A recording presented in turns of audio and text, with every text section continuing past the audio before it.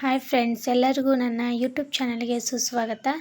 ಇವತ್ತು ನಾನು ಇಲ್ಲಿ ಮಾಡ್ತಾ ಇದ್ದಿದ್ದು ಕಾರ್ತಿಕ ಸೋಮವಾರದ ದಿನ ದೀಪವನ್ನು ಹಚ್ಚೋದಕ್ಕೆ ರೆಡಿ ಮಾಡ್ಕೊಳ್ತಾ ಇದ್ದೀನಿ. ಕಾರ್ತಿಕ ಸೋಮವಾರ ದಿವಸ ಸಾಯಂಕಾಲ ಅಥವಾ ಬೆಳಗ್ಗೆ ಮುಂಜಾನೆ ಆಗಿರ್ಬೋದು, ಶಿವನ ದೇವಸ್ಥಾನಕ್ಕೆ ಹೋಗ್ಬಿಟ್ಟು 365 ಬತ್ತೆನ ಹೊಸ ಪಣತಿಯನ್ನು ತೊಗೊಂಡು ಅದಕ್ಕೆ ಎಳ್ಳೆಣ್ಣೆ ಹಾಕಿಬಿಟ್ಟು ಹಚ್ಚುತ್ತಾರೆ. ಅದು ಸಾಧ್ಯ ಇಲ್ಲ ಅಂದರೆ ತುಪ್ಪನೂ ಕೂಡ ಹಾಕೋಬೋದು. ನಾನು ತುಪ್ಪ ಹಾಕ್ಕೊಳ್ತಾ ಇದ್ದೀನಿ. ಇಲ್ಲಿ ಹೊಸ ಪಣತಿ ತಂದುಬಿಟ್ಟು ಒಂದು ನೈಟ್ ಅದನ್ನು ನೀರಲ್ಲಿ ನೆನೆಸಿಟ್ಟಿದ್ದೀನಿ. ಈಗ ಎಲ್ಲ ತೊಳೆದ್ಬಿಟ್ಟು ಒರೆಸಿಟ್ಟಿದ್ದೀನಿ. ಈಗ ಅದಕ್ಕೆ ಬತ್ತೆ ನಾಳೆ ಸೋಮವಾರ ದಿವಸ ಇದೆಲ್ಲ ಮಾಡೋಕ್ಕಾಗಲ್ಲ. ಒಂದು ದಿನ ಮುಂಚಿತವಾಗಿ ನಾನು ಮಾಡ್ಕೊಳ್ತಾ ಇದ್ದೀನಿ. ಇವತ್ತು ಭಾನುವಾರ ಬೆಳಗ್ಗೆ ಬೇಗ ಸ್ನಾನ ಮಾಡಿಕೊಂಡು ಪೂಜೆ ಗೀಜೆ ಎಲ್ಲ ಮಾಡಿಕೊಂಡು ಮೊದಲು ಈ ದೀಪನ ರೆಡಿ ಮಾಡಿಟ್ಟು ಬಿಡೋಣ. ಆಮೇಲೆ ನಾವು ಬೇರೆ ಕೆಲಸದಲ್ಲಿರ್ತೀವಿ. ಆಮೇಲೆ ಎಲ್ಲ ಕೆಲಸ ಮಾಡಿದ ಮೇಲೆ ಪೂಜೆ ಸಾಮಗ್ರಿಗಳನ್ನು ಮುಟ್ಟೋದಕ್ಕೆ ನಮಗೊಂಥರ ಸಂಕೋಚ, ಏನೋ ಒಂಥರ ಮುಟ್ಟಬಾರ್ದು ಅನಿಸುತ್ತೆ. ಹಾಗಾಗಿ ಸ್ನಾನ ಮಾಡಿದ ತಕ್ಷಣವೇ ಈ ಕೆಲಸ ಮಾಡೋಣ ಅಂತ ಮಾಡ್ತಾಯಿದ್ದೀನಿ. ಬನ್ನಿ ತೋರಿಸ್ತೀನಿ. ಮೊದಲನೇದಾಗಿ ಇಲ್ಲಿ ನಾನು ತುಪ್ಪನ ಕರಗಿಸ್ಕೊಳ್ತಾ ಇದ್ದೀನಿ. ಈ ತುಪ್ಪ ಕರಗಿದ ತಕ್ಷಣವೇ ನಾನು ಬತ್ತಿನ ರೆಡಿ ತಂದಿಲ್ಲ, ಅಂಗಡಿನಲ್ಲಿ ಸಿಗೋದಂತ ತಂದಿಲ್ಲ. ನಾನು ಕೇಳೋಕ್ಕೆ ಹೋದಾಗ ಶಾಪಲ್ಲಿ ಖಾಲಿ ಆಗಿತ್ತು ಅಂತ ಹೇಳಿದರು.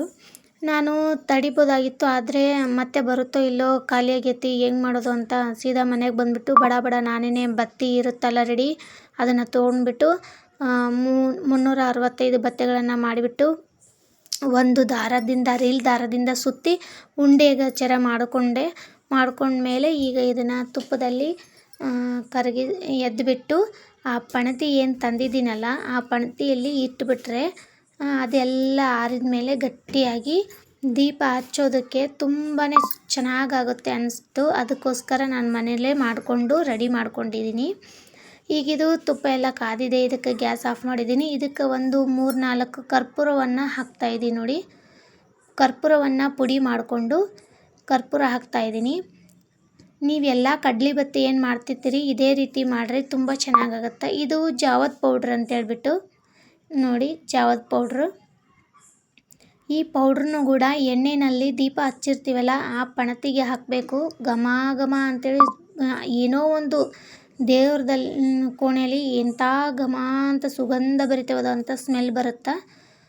ಅದಕ್ಕೋಸ್ಕರ ನಾನು ಇದನ್ನು ಹಾಕ್ತಾಯಿದ್ದೀನಿ.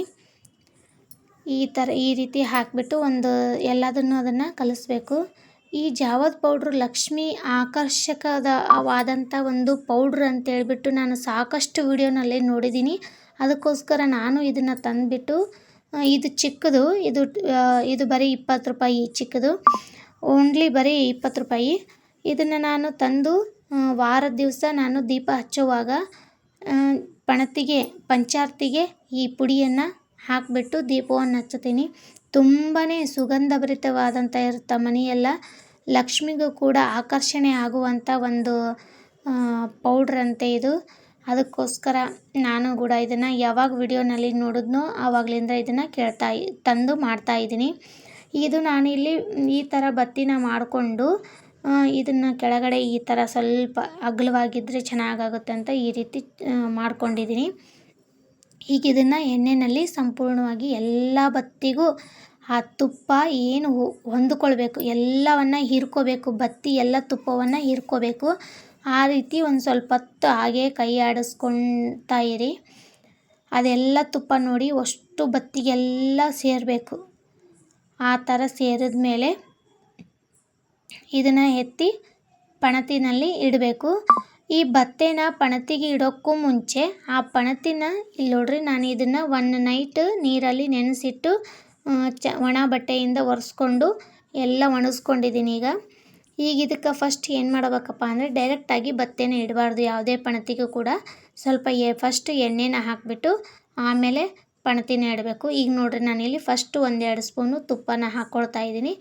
ಈ ತುಪ್ಪ ಹಾಕಿದ ನಂತರ ಅಲ್ಲೇನಿದೆ ಬತ್ತೆ ಅದನ್ನು ನಾನು ಇದ್ರ ಮೇಲೆ ಇಡ್ತೀನಿ. ಪಣತಿನಲ್ಲಿ ಇಟ್ಬಿಟ್ಟು ಅದ್ರ ಮೇಲೆ ಮತ್ತೆ ಉಳಿದಿರೋ ತುಪ್ಪನೆಲ್ಲದನ್ನು ಹಾಕ್ಕೊಂಡ್ರೆ ಸರಿಯಾಗಿ ಕೂದಿರುತ್ತೆ. ಮೇಲ್ಗಡೆ ಏನು ತುಪ್ಪ ಇರೋದಿಲ್ಲ ಅದೆಲ್ಲ ಸರಿಯಾಗಿ ತುಪ್ಪದಲ್ಲಿ ಸರಿಯಾಗಿ ಎದ್ಬಿಟ್ಟು ಚೆನ್ನಾಗಿ ತುಪ್ಪ ಅಂಟೋ ರೀತಿಯಾಗಿ ಎಲ್ಲ ಮಾಡಿಕೊಂಡು ಪಣತಿನಲ್ಲಿ ಇಡಬೇಕು. ನೀವು ಕೂಡ ಶಾಪಲ್ಲಿ ಸಿಗಲಿಲ್ಲ ಅಂತಂದರೆ ಮನೆಯಲ್ಲಿ ಇದೇ ರೀತಿಯಾಗಿ ರೆಡಿ ಮಾಡ್ಕೋಬೋದು. ಕೈ ಬೆರಳ ಸಹಾಯದಿಂದ ನಾವು ಆ ಉಂಡೆನ ಸುತ್ತಿ ಸುತ್ತಿ ಸುತ್ತಿ ಸುತ್ತಿ 365 ಬತ್ತೆಗಳನ್ನು ಮಾಡಿಬಿಟ್ಟು ಒಂದು ದಾರದ ಸಹಾಯದಿಂದ ಕಟ್ಟಿಬಿಟ್ಟು ಗಂಟು ಮಾಡಿಕೊಂಡು ಈ ರೀತಿಯಾಗಿ ಮಾಡ್ಕೊಂಡಿದ್ದೀನಿ. ನೀವು ಬೇಕಂದರೆ ಇನ್ನೂ ಅಗಲವಾಗಿ ಇನ್ನೂ ಸಣ್ಣದಾಗಿ ಮಾಡ್ಕೋಬೋದು ಬತ್ತೆಗಳನ್ನು. ನಾನು ಸ್ವಲ್ಪ ಸೈಜು ದೊಡ್ಡದಾಗಿದೆ ನಂದು ಉದ್ದ.